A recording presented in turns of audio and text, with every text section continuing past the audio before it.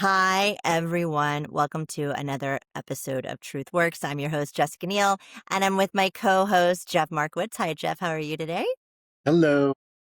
Hi. And more importantly, we have a very special guest here today who I'm so excited to learn from. And I'm sure many of our listeners have learned from him already. His name is Evan Carmichael, but Evan is a university dropout, become a founder of a company which sold, become venture capitalist, but then has become an author and a YouTuber and has over 4 million subscribers, which I don't even know how that happens, but I want to know how it happens because, hey, maybe I can have 4 million subscribers. I don't know. Maybe. And you talk about something a lot that I believe deeply in, which is you have to believe in yourself. And you talk a lot about that. And I want to know why. And I want everybody else to believe in themselves. So welcome to the show, Evan. Thank you for coming. How are you today? Great. Thanks for having me. Great to connect. J&J here in the house. I love it. I'm a Yeah, we are J&J. Yeah. little scared to see what kind of hard truths you're going to ask me. No, But yeah, excited to dive in. I mean, I think lack of belief is the world's number one problem. I know. I've I heard you say think that. Yeah. everything is possible, but people don't do it because they don't believe they can. So you can have the right strategy, right guidance, right mentors, right education, right whatever, and you just still just don't do it because you don't believe you can. And that's what I wake up every day trying to solve with my channel. If a introvert who hates a spotlight like me can go get 4 million subscribers, you guys definitely can as well. Mm. Okay. Well, that's interesting. So, because I've read this about you that you are an introvert, but you're out there, really out there. And so, how did you believe in yourself so much? Like, how did you conquer it? And then, do you wake up some days where you don't believe in yourself? Yeah, well, it's a work in progress. Yeah. I don't think we're ever done. Yeah. And so I believe in myself more than I did when I was 19, but still have a long way to go compared to, 85-year-old Evan looking back.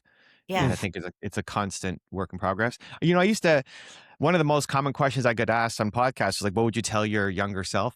Yeah. And I used to not hate, that's a strong word, but I used to not enjoy that question because I don't think backwards. Like what's the point? I'm not going to go back and tell my younger self anything. So what am I working on now? But I realize is whatever you would tell your younger self is actually the same thing that older you is probably telling you right now. And so then it actually becomes practical. Like the thing I would tell my younger self is believe in yourself more, man. Like you can do this. And what's 85-year-old Evan telling, how old am I now? 45-year-old Evan? Same thing. Believe in yourself more, man. You can do this. Like go do, Yeah. just believe in bigger things. Yeah. And absolutely. I wake up on days and don't believe in myself. I mean, that's most days. And so I think it's having the routine to bring you out of it. So like one of the most powerful things I do every day, I call it a believe walk. I wake up, get outside. Like even just doing that will help. Like wake up, don't go on your phone, just get outside. Go for a walk. You can do rucksack if you want. You can run if you want, but just get outside, get some vitamin D on your eyes and go for a walk. And then what I put on is something in my head, my earphones that will make me believe in myself a little bit more. So for me, I'm in entrepreneurship. So I love listening to successful entrepreneurs, their stories, how they got started. And every morning I have a different entrepreneur in my ear and learning from them. And by the time I get home, I believe in myself a little bit more to take on the day. And No, so we've all had those moments where you felt incredible belief and confidence. Maybe it's listening to this podcast for some people. Maybe I hope the so. guests or Jessica or Jeff, they're the ones who inspire you. Great. Put that on in the morning as opposed to being a random accident later on in the week. Mm-hmm. Mm-hmm. Evan, I always like to hear how people who have made it, they clearly were influenced earlier in their lives by something. So, what did you take from your parents that helped you get to the point where you believed in this? That's a great question. I have a picture of my parents on the wall right there. It's like me when I'm 8 or 9 years old, and then them. And I look at that every day. My mom, she's the ambitious one in the family. And she would always tell me that you're Evan Carmichael. My middle name is Castrilli. That's her last name. You can do anything you believe that you can. And I remember I have two sisters. I'm in the middle. And every year around report card time, or I guess twice a year, we'd always have to have the talk. My sisters got straight A's and I wasn't failing. I got B's and C's, but not the straight A's that my sisters were getting. So we had to have the talk. And they'd always leave with that you're Evan Carmichael, you can do anything, believe that you can. And I guess I believed it slowly. And so that's they're not entrepreneurs, they never were. It's not the thing that they do, but I still try to be as nice a human as my dad is and be as forward thinking and as ambitious as my mom is. What's your mom do?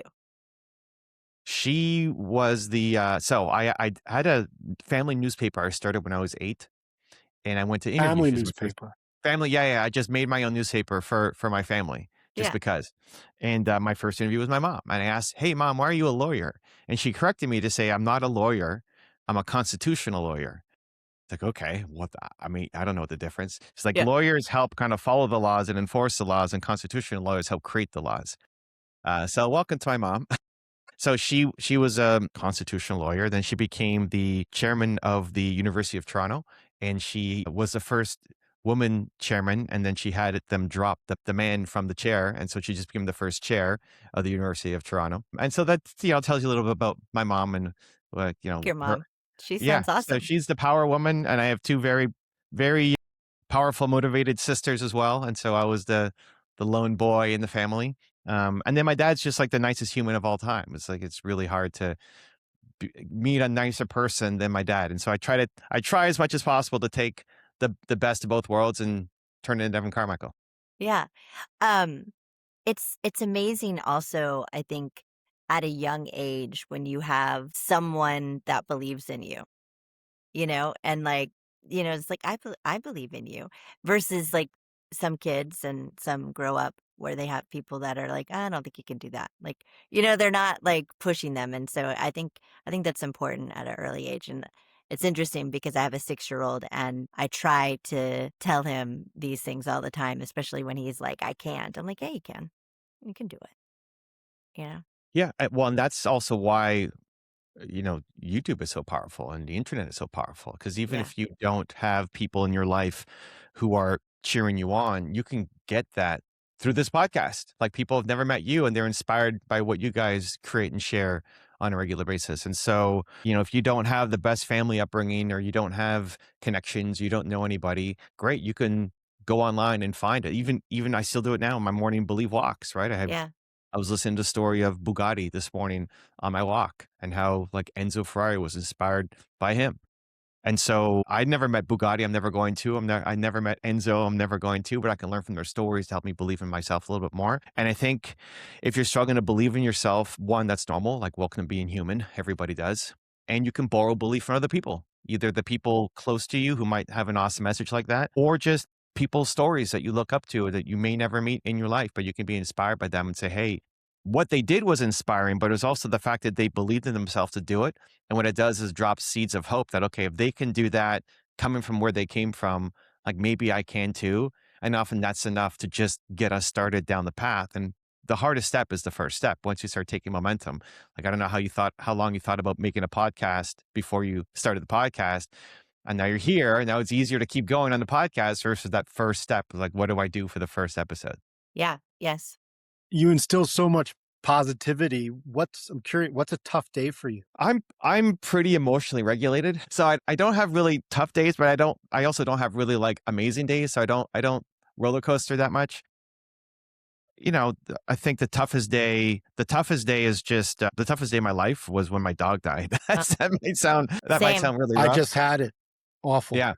The worst. Terrible. It is the Family, I mean, worst. I have both my parents alive. When my parents pass, I don't know how much of a wreck I'm going to be. So I haven't gone through that yet, and I have my sisters, etc. So, I haven't had a significant family member loss, but my dog, Toby, my family dog for 15 years was pretty devastating. And I have filmed every filming day on my channel since I can't remember how long.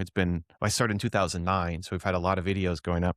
And I filmed through a broken neck. I filmed through concussions. I've filmed through vacations. I've filmed through a divorce. I've filmed through like all sorts of stuff. But the only day I couldn't film was the day that that Toby Get it. died. I Brutal. get it. Yeah. Yeah, and my dad insisted on being in the room when they put him down. Yeah. I'm like, "Oh my god." Okay, so I didn't want him to be by himself, so I went in with him, and it was just anyway. Yeah. No. For the dog lovers, it makes sense. For the non-dog, it's like it's he was basically, a member of the family. Yeah. Of course. And Yeah. I just came out and I just made a quick video saying what happened, and like I couldn't film video. That was my filming day, and Yeah. I could not bring myself to like turn on the camera and film the usual, you know, believe, optimistic, hopeful, positive leadership content that I like to make. Yeah. And so my team for that week patched together some old things, and we still released on schedule, not our usual schedule. So that was an incredibly tough day, but you know, most of the things that are tough, you don't land a deal, your channel's down or whatever. They're not actually, you know, Yeah. that Well, major of these problems. these accidents that you seem to have, like concussions and broken neck, we'll maybe get into that later. But can you take us back to when you started? Like, so I was reading your story and doing research about you, and you joined this company with a couple entrepreneurs, and you got a 30% stake in the company, and then you lost like a $40 million, but then you end up selling the company for I don't know how much, but I'm sure a good amount, but not 40 million. And then you get into venture capital, and then at some point you start this YouTube channel. And so how did all that how did it happen? Were you just like, I want to do this, or you But just which part? The like the YouTube channel? yeah, like so you get through all of that, you go into VC, and then you're like, okay, I'm just going to start a YouTube channel. Like how did that Yeah, it's the whole Steve Jobs like connect the dots looking backwards, but I didn't plan any of it. I think your purpose comes from your pain. So I think whatever you struggled the most with is what you want to help other people with. We've all been through some significant challenges in our lives, and like if we can solve the suffering for others, there are millions of people right now who are struggling with the thing that you struggled with, and they need you and they need your voice and you can share. And so that's what I started doing. YouTube in 2009 when I started was not a thing. Nobody had a million yeah, subscribers. Entrepreneurs weren't posting. It was not a business model for anybody. I'm just a visual learner. I like to see things. So the fact I get that this is an audio podcast for some people, but if I couldn't see you two, it'd be a lot harder to have this conversation. I have my headphones on and just be super focused because I'm a visual yeah, person.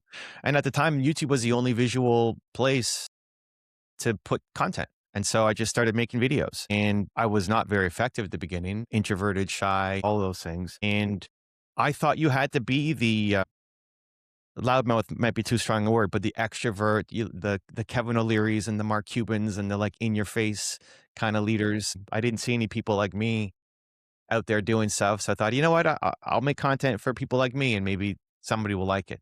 But it wasn't a business model. It wasn't a forward thinking. How did I know that I didn't know. It was just the only place to make visual content, and I'm a visual learner. And I thought, hey, if a few entrepreneurs can learn from my story and maybe not struggle as much as I did, cool. Like that's pretty awesome. If 50 people saw a video, I was super pumped. Like 50 yeah, Yeah. people saw that video. That's yeah. crazy, right? More than zero. It's more than zero. I mean, in my first year, the first video I had in my first year had 3 comments on it. My mom, my older sister, and then some random stranger. It was like, somebody gave a comment on my video. You know, it's a different world now. But Yeah, I just did it to try to help, but to try to serve. I mean, that's what gets me out of my introvert shell as well. I think introverts, or at least speaking from my own experience, we actually love helping and we love serving, and we just don't like small talk, and we don't need to be famous. Um, but having a deep, meaningful one-on-one conversation is like the best. Having 1,000 surface level, how's the weather there? Conversation is completely draining. yeah, So I wanted to serve and I wanted to help. And so one other thing my mom used to always tell me was, if you have the ability, you have the responsibility. So if you can, then you must. And Mm. so I there's a like lot of that. Anna Struley kind of I flowing use that through. with my kids. Yeah, You do, or you're going to? I'm going to You're going to, yeah. Yeah, right yeah. So after this.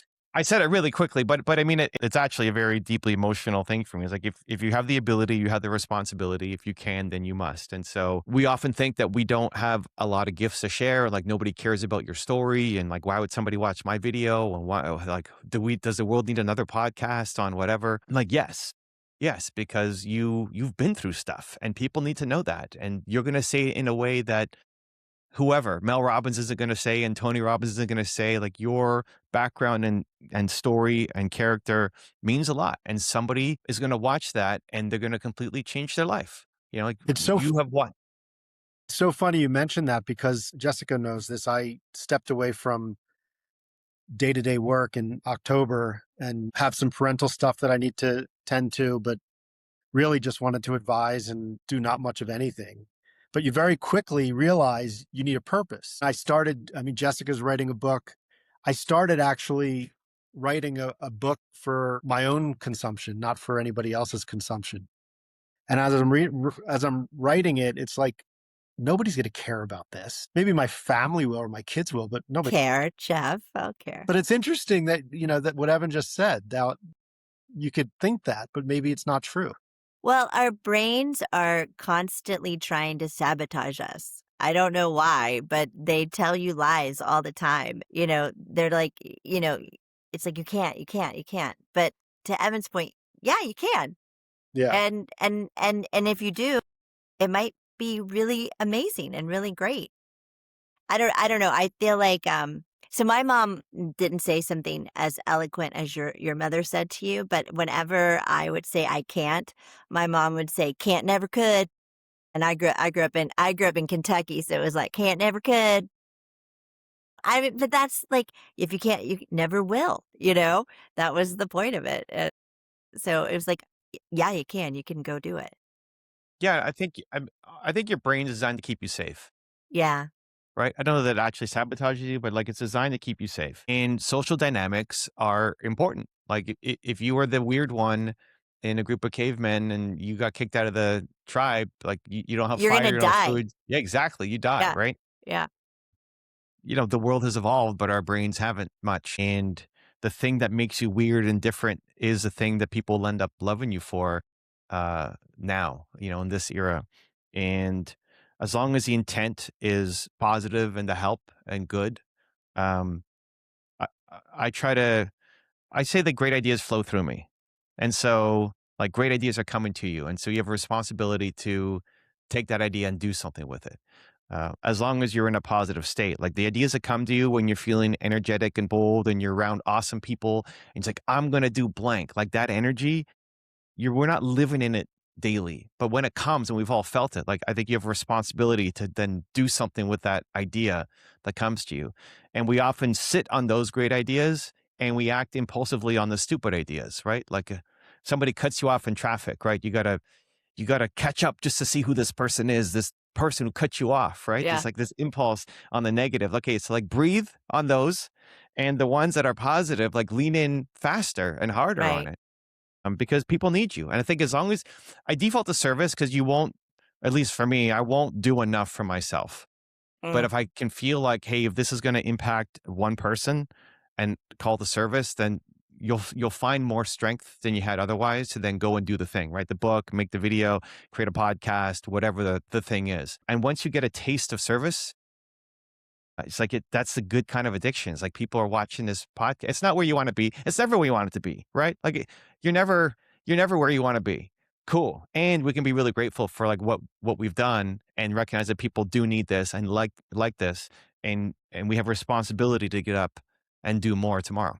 I love that. So you start the podcast 2009. You're just, you're making some videos. And then when were you like, oh, wow, this is a thing? Um a big turning point came in 2014.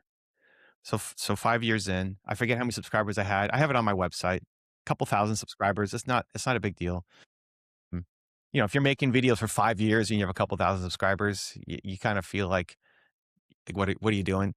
But two things happened in 2014. One, I married my wife, and I did not know how important it was to have somebody who's like a cheerleader in your corner. Not like somebody who kind of it's your thing and like, okay, yeah, go do your thing. I'm happy for you, like a passive Yeah. supporter, but someone who's like an active supporter.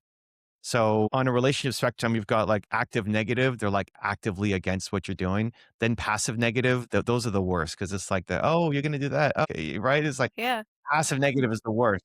Putting it passive positive, like, yeah, it's your thing, go do it, cheering you on, versus like active positive, which is incredible. I didn't realize that I needed it, Mm. how incredibly valuable that was.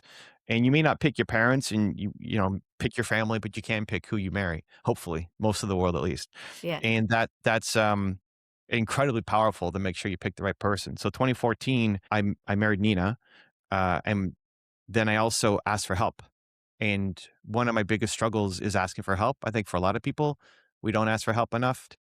It took me 5 years to ask somebody for help. And there's a picture of, if you go to my website, there's Nina, my wife, and then Steve, who is my agent. And he's the one who I asked for help in 2014. And after that, my channel started growing. It went from whatever it was, 7,000 to 33,000 to, and it just keeps going up. And so it's people in both cases. Like I tried to do everything myself, and then having my wife support me on the personal side and Steve on the business side made a huge impact. Neither of them are YouTube experts, but they Yeah, both I mean, gave how'd me you know Steve? Steve. I met through an entrepreneur came to me, wanted me to be on his show. 2014 is like early days still. And he said, my agent suggested I talk to you. It's like, your agent? What, you're a business guy. Like, who has an agent? Like a sports star has an, like, I'm a baseball fan. Yeah. Baseball players have agents. So you're an entrepreneur. That's, what do you mean you have an agent? So yeah, I have an agent. He represents me. It's like, can I meet him? So I don't think I ended up doing anything with the guy. I think I went on his show once, but then I met Steve, who's a New York guy, and yeah, that's how I met him, and we started working together. What kind of help did you ask for? I don't know. It was like, hey, what does an agent Just do? needed help. I don't Yeah. know what I didn't know. Yeah, hey, Yeah. it's like I I I struggled with even knowing how to ask for help. Like in my first business, um, you talked about it a little bit. I was 19. It was a biotech software company. I thought, hey, I'm an entrepreneur. Let's go make some money.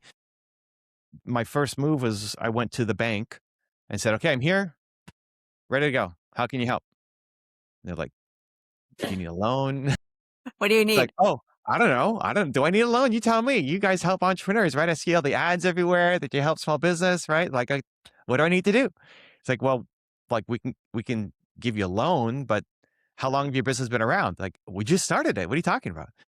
Like, "Well, you need 3 years of history to get a loan, or you gotta personally guarantee it. Like, can you do that?" It's like, "No." So I was like, I made a complete fool of myself with this, and he was a very, I'm sure he thought I was a giant idiot walking in here. And so, like, maybe I got PTSD for asking for help after that experience. Yeah. So when I met up with Steve, I didn't even know, like, what does an agent even do? And he looked at my channel, and he was used to working with people in major media. So he took people from CNN and NBC, people who had like media experience, and they're great on camera, but he helped them find their story and message and create a business around it. He said, like, you're the opposite. Like, you have a great message with Believe, but you suck on camera. Like, perfect. Right. I've been doing this for 5 years now at this point. It Yeah. wasn't like I just got started. It's like, well, Yeah. thank you, Steve. That's awesome. And then he started helping me, and he started giving me feedback and advice, and he would watch my videos, and he gave me assignments. So the first assignment was tell my foundation story. And I'd make these 20 to 40-minute videos of my foundation stories. Like, you got to get good at practicing your foundation story. Okay. So I send him one in the morning, he'd review it. I do it again at lunch, he'd review it. I do it again at dinner, he'd review it. And I did that like 40 times.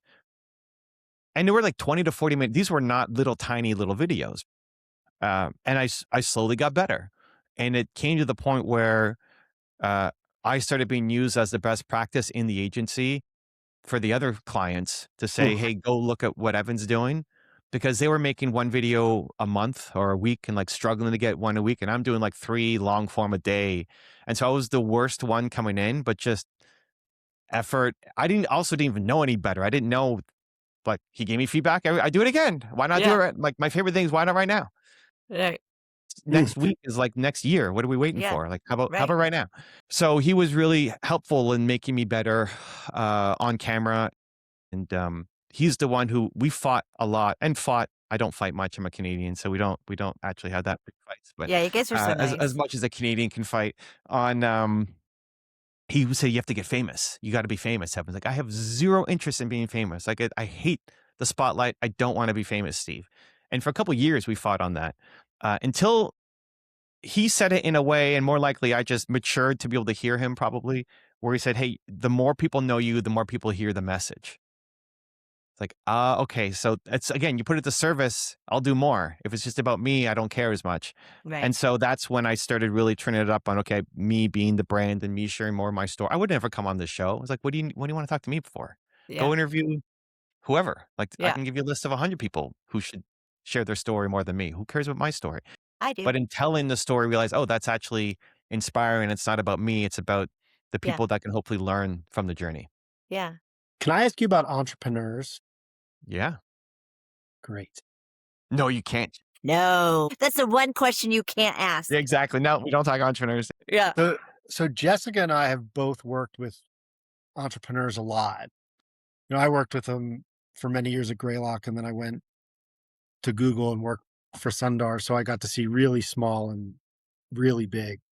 When you talk to entrepreneurs and you look at the ones that have been really successful, what are the things that they do that you've picked up on that make them successful? I would always start with believe because, of course, but they believe in themselves when they shouldn't, like quote unquote, shouldn't. Someone like them from their background, their abilities shouldn't be doing this thing, but they just go. Whether that's naivete and like they don't even think about it, or they just have a higher level of ability to fail or confidence, they do it.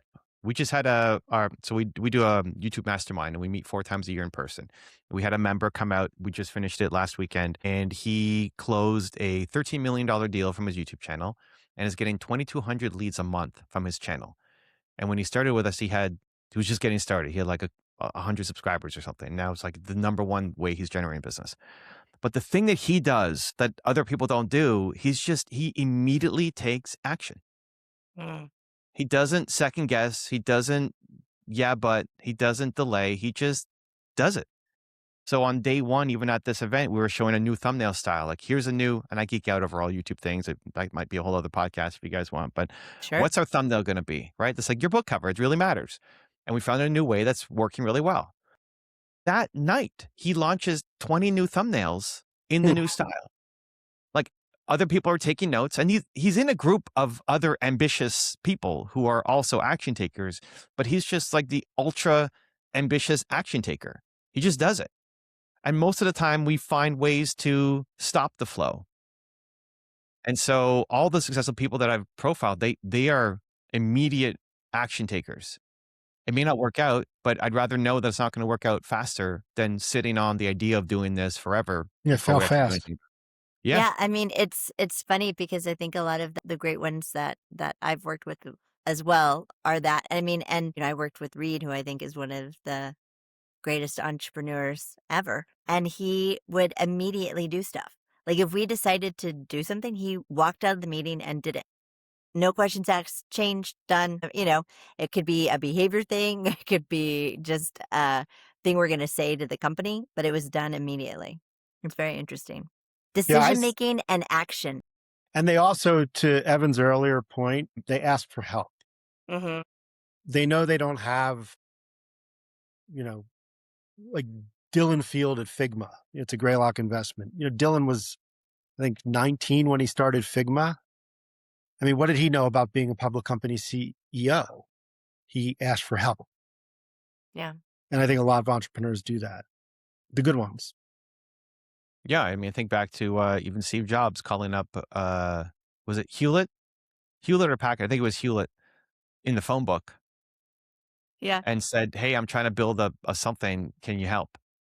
And then he got a summer job working at Hewlett Packard and then eventually obviously started Apple, et cetera. But the willingness to like, I've got this crazy idea. Why don't I just look up the CEO of the largest tech company in the phone book and call him on a Sunday afternoon and ask him for help? Like, who does that? Back in the day, you could, man. It's harder, a little bit harder now to find those phone numbers. But even the thought that you could, like, he doesn't even think that it's not possible. Or like, who cares? So he doesn't pick Yeah. up or get the wrong one. Like, we Yeah. just spend so much time overthinking instead of doing. Yes. And again, I think when you can, at least the thing that helps me is just go back to service, that somebody out there is counting on me. That if you had 50 views on your video, we tend to think that's not a lot and we suck. But maybe for one person, like it's actually a life-changing video. And you were too afraid to put it up because you had a pimple on your nose, right? It's like the things that we tell ourselves aren't real compared to the impact that we can have. And that's not that hard a thing to get behind, is that, hey, we have all watched a video that had a major impact on our lives. Great. Like, why can't you be that for somebody else? Your story can hit somebody in a unique way. So of course I can. And so then whatever excuse is in front of you, Oh, I don't know what camera to use. I don't know, blah, blah, blah, blah, blah, blah, blah, right? All the things that just keep us stuck. When you can think about service, and I have a philosophy called big why, little why. The big why is like the big mission we're on. And sometimes the big why is awesome. And like, I'm going to go change the world and it's great. But sometimes the big why is too big. It's like, who am I to do that crazy thing? I mean, it could be the same day that we have that imposter syndrome, right? We're Hmm. on top of the world. And then an hour later, oh my God, I'm a fraud. That's the big why. But the little why is, can I help one person? And you can always get behind one person. Like, Yeah. I may not change the world, but I can help one person. Like, one person needs to read Jeff's book. And for them, that will completely change their life. And if you can actually feel that, even if it doesn't hit New York Times, obviously, like, you'd love the book to do well, etc. But like, if one person read the book and then sent you a letter and said, Jeff, your book changed my life. Here's how. It's like, it's so worth it. Hmm. So big why, little why, I find helpful to stay motivated too. I like Yeah, that. so I do too. And I've heard you talk about this, I think in with entrepreneurs, but the daily habits we form. I think like you talked about like getting outside and going on a walk. But I think a lot of entrepreneurs have really good habits. Like they take they've learned to take care of themselves in some way or form, right? Yeah. Yeah. Or no, you I don't think believe I that. think it depends. Well, I think like being an entrepreneur, it's tough because a lot of entrepreneurs can't fit into a corporate system, Yeah. right? Like you get fired from any major job. And I know there's some forward-thinking companies that encourage innovation, but for the most part, most businesses, an entrepreneur would really struggle with rules and a boss and being told what to do, and they want freedom. And so starting a business is the absolute freedom, but then you're forced to reconcile your demons there because you have to create discipline for yourself, which is hard for a lot of people because Mm. you have no boss. Like you Right. wake up, okay, what are we doing today? There's nobody who's going to come. I mean, our customers, I guess, are our boss, right? Yeah. But there's nobody who, like, if you don't show up to work today, there's nobody breathing down your neck. You're not having performance review, trying to hit these arbitrary, metrics.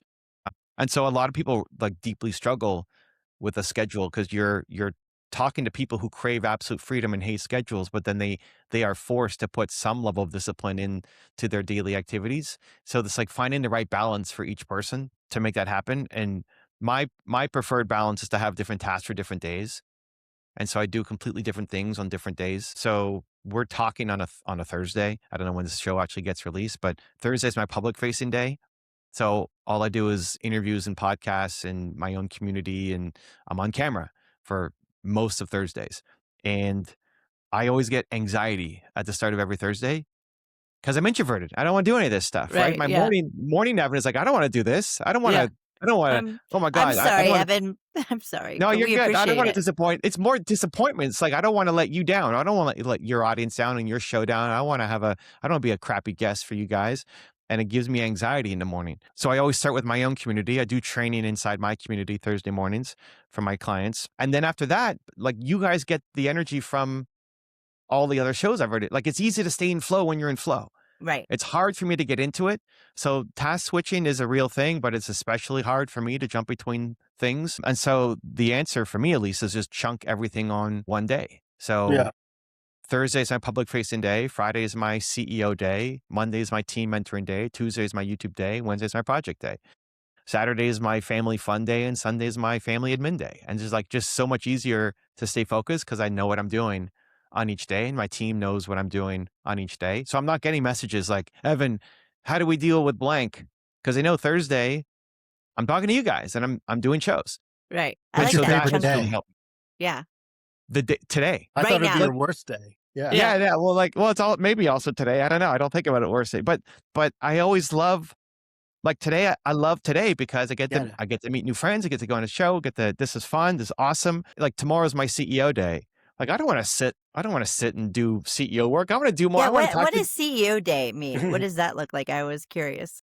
CEO day. When you're the entrepreneur, you're everything from the janitor to the CEO in your business, especially at the beginning. And we tend to be in the business a lot more than we probably should. So Wednesday is my kind of in the business, do operations, do projects that are on my to-do list that I, never get to. So I have a day in my week to do it. And then Friday is like, okay, just this is my CEO hat. I'm going to put it on. What would the CEO of this business do? And just asking that question. So on my belief walk in the morning, I'll go and literally ask myself that, what would the CEO of this business do today? And then I try my best to do that thing for the day. But I don't book meetings, I don't book calls, I don't talk to team, I don't Okay. make videos. The responsibility today is to be the CEO of my business, whatever that means to me on the day.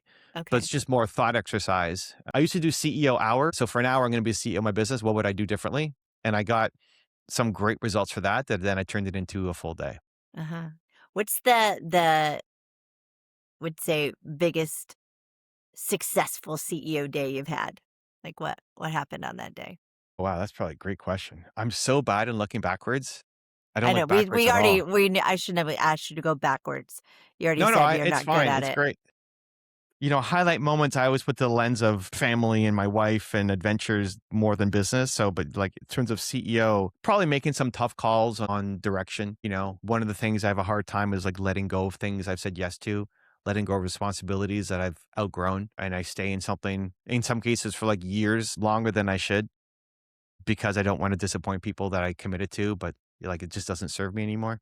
Like if I started this podcast and we committed every week to going and then I didn't want to do it anymore. I would spend like a year trying to tell you I don't want to do it anymore. I Well, struggle a lot with that. But yeah, like CEO is like, what are you talking about? You should have been out like 9 months ago. And so, right. but when you're in it, it's hard. It's hard to step above. And so that's what I try to do. And again, the walk helps me in the morning, just reset my mind. I'm listening to Enzo Ferrari or whatever. They're making all these big plays. Like, okay, they wouldn't do this. And so whatever comes to mind, like the level that I think of now compared to, 10 years ago is obviously a different scale, bigger impact, et cetera. But it's still like, what's the biggest thing that I need to focus on that would help grow my business in the next 5 years? And then that's what I try to do. How do you scale yourself, as helping a billion entrepreneurs? And how do you do that? So I eliminate, automate, delegate. So most of the things that we do are actually not that helpful. Like I realize if I just stop doing this, nothing changes. But I just save 3 hours of my week. There's a lot of things that we do every day, like all the overthinking and planning and prep. It's like a lot of it is just a complete waste of time. Mm. And I still do it, Jeff. Like I'm definitely not perfect, but it's just trying to catch those moments. Like where am I actually just wasting time in my calendar that it just like don't do those things. That already frees up a lot of mental energy. Then automate and AI has gotten so much better to help us with a lot of the automations. I mean, my first company was a software company, so I've loved automation kind of from day one. And then the last is delegate, and I love people. Like I'm a people first. Somebody asked a question. I don't know if you guys ever play this game. When I listen to podcasts, when people ask questions, I just, for some reason, always imagine, like, how would I answer that question? I don't know if you ever play that. And so somebody asked the guest a question, like, is it the journey or the destination? Right. And like, okay, easy one, heard that a million times. Like, of course, it's the journey, not the destination, right? Of course, that's a stupid question. Next. But the guy's answer was, it's neither. It's the company you keep along the way. Mm. Yeah, it's a I'm good like, answer. oh, I really like that. He turned Yeah. this like stupid question and stupid, fair enough. Friend of mine, Joe Polish, says there's no stupid questions, just stupid people. And he said like that that it's the company you keep along the way was very cool. It's like, I like that. So I'm an HR driven CEO. I like team. I like doing things together. It's way more fun. And so I probably have more direct reports than I should. We've got 60 people in the company. And it How took a many do while you to have? let go of You have some of the 60 like, direct reports? no, not anymore. I was gonna say. But, but I probably went to 25 before I hired like any layers. I love it though. It's like that's part of my challenge on CEO days. Like I need to let this go, but I love it too Did they much. love it? I hope so. I mean, we've had some people, one of our guys just celebrated 9 years yesterday with us, and he was sharing the journey of how he started and what a great place it is to work, et cetera. I think the closer you get to me, the more expectations and there are, and the faster we go, and it ends up being like the best thing. Like the people who love the push, love moving fast, and we go together and we break things. And if you don't want to go that fast, then you're probably not in the immediate circle. Even just the directness and the kindness. Like if one of my account managers makes a mistake, say, okay, awesome, great job. Next time, do it like this. We can get better, yada, yada, yada. But good work on blank. If my head account manager like made that mistake, like, what are we doing? Mm. But it's from a place of love. Like the push they know is based out of love, right? Yeah, yeah. It's not a yell at them thing. It's like they appreciate being held to a higher standard. Hmm. And a lot of people aren't used to that or don't like it. And so you have to have a foundation of love in order to hold people to a higher standard. At least I believe. I guess you can come in and just yell at somebody and place your standards on them, but if they don't understand that like it's you care about them, Nice, yeah. Yeah. then they don't follow through and listen. Yeah, it's so But I true. love it. I love like seeing people grow and learn and get better is the best. It's like my favorite thing. So eliminate, automate, delegate, and I still probably do too much myself just because it's fun. Yeah, and it's hard to let go. So I also believe that pushing people and giving them feedback and directness is care and love. And one of the things that I always talked about at Netflix is like, if you're not honest, that's not caring. If you really care about people, you'll tell them the truth, you'll help them. You're not going to yell at them. That's not kind, but you're going to help them and help them see it differently, help them see it more clearly. And that might be the thing that they just need that day, right? Yeah, I think the opportunity is to meet people where they're at. Mm-hmm. And for some people, they crave growth and improvement and they want to get better faster. And so for them, you have to tell them the truth. And it's usually the more ambitious you are, the less of the hand holding they want. And the more like, just tell me to my face what I need to do. And like, they Exactly. love it the most. I remember going to see Tom Bilio. I don't know if you guys know Tom, a friend of the channel. He built Quest to $1 billion company and started Impact Theory.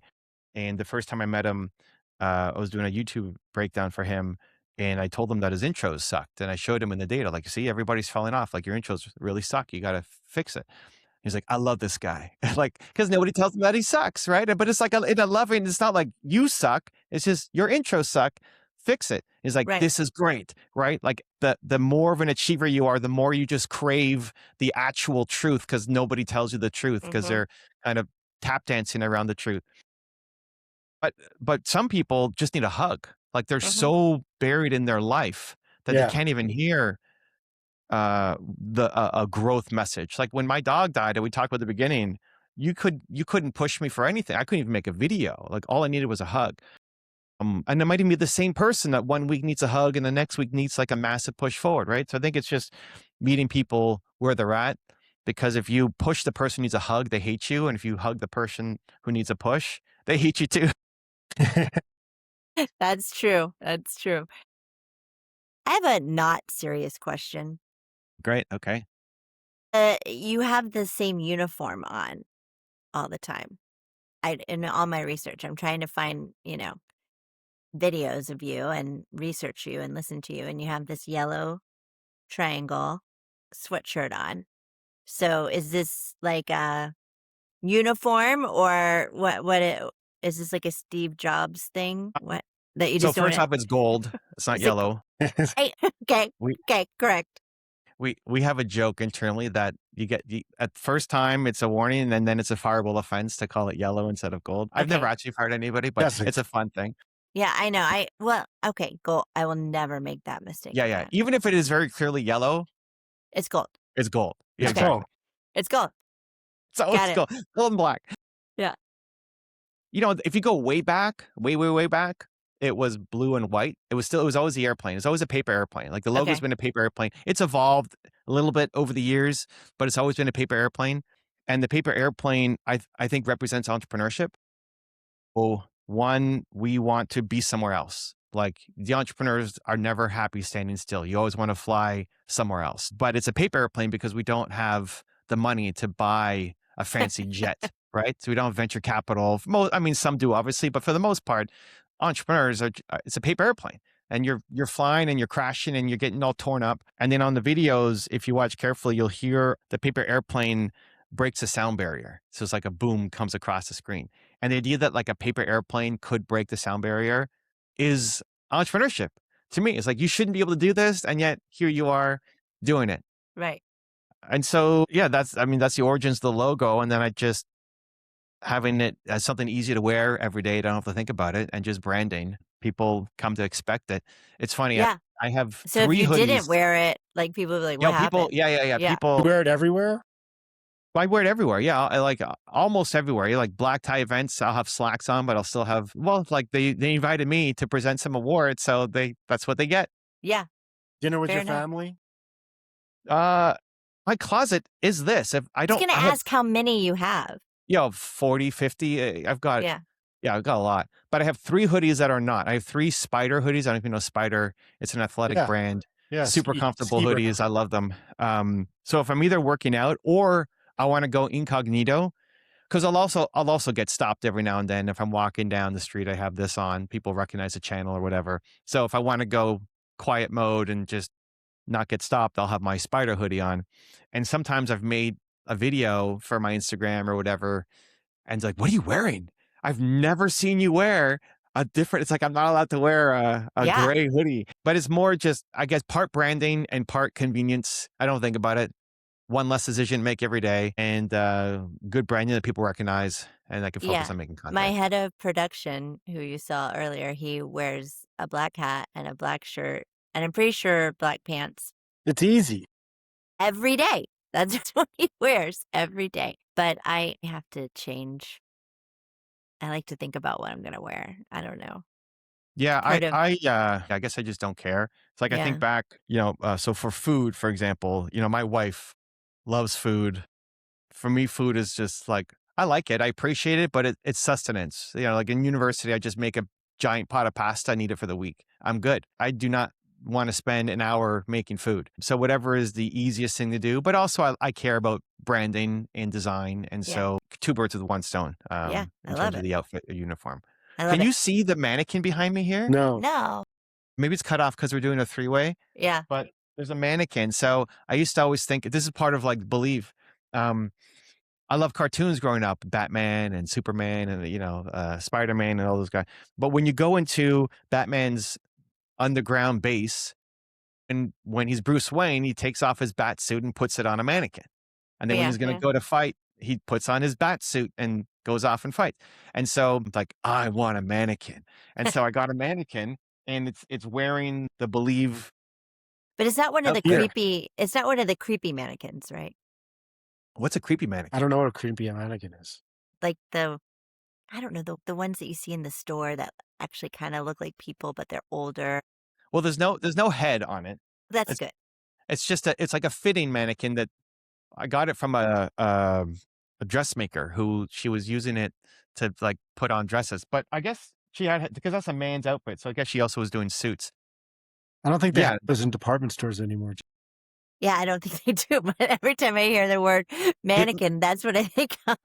it legit scared me for the first 2 months. I thought somebody was at In the your door. room. Yeah. Yeah, exactly. It legit Yeah. scared me. And then I got used to it. But just the idea of belief, it's like, hey, back to big why. I'm trying to solve the world's biggest problem. People don't believe in themselves enough. I'm on a mission to try to do that every day. I tell myself I'm a superhero going to work, right? At least that's who I want to be. And so create the environment that helps reinforce that for you. So Yeah, there's the put your mannequin. bat suit on your I got to put my bat suit on. mannequin. Exactly. Yeah, I love it. Evan, sorry, go ahead. Well, no, we have time. One more question, then we have to wrap up because Can I ask we it? are running out of time, and you get the last question, Yeah, Jeff. let's go, Jeff. Make it good. So you talked about Enzo Ferrari and Bugatti. Where do you find what you want to listen to? Well, I make it. So like we do a lot of videos profiling different entrepreneurs, and I do that for me because I'm curious and I want to learn. Most people don't know the story of Bugatti or Ferrari or some of these. I love history of I don't love history, but like history of entrepreneurs, I find it super fascinating. And so as I research and learn, I share. And thankfully enough people like to watch that stuff too, that I can hire awesome editors and a team. So it's not just some random hobby that I have. And then when I find something that I like, I try to check out the channel more. Yeah. If this is somebody's first time listening, and he's like, man, Jessica and Jeff, they asked some wild questions. That was like a good vibe. If you Yeah. feel good as a result, you feel motivated to go do something in your life or your business because of it, cool. There's a couple hundred more episodes to go back and listen to. Yeah, please Right. do.